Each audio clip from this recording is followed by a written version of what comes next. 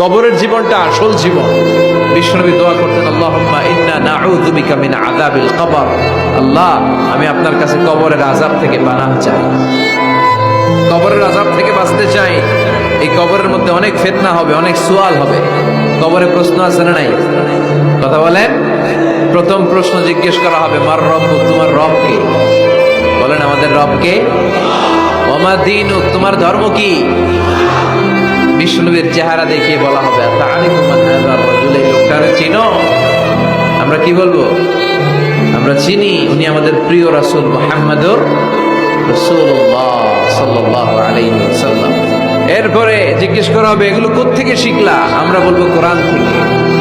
ফায়ুফসাহু লাহু কবরুহু ৭০ যিরাআন।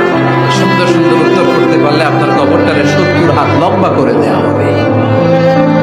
ইফতাহু লাহু বাবুন ইলাল জান্নাহ, জান্নাতের দিকে একটা দরজা লাগিয়ে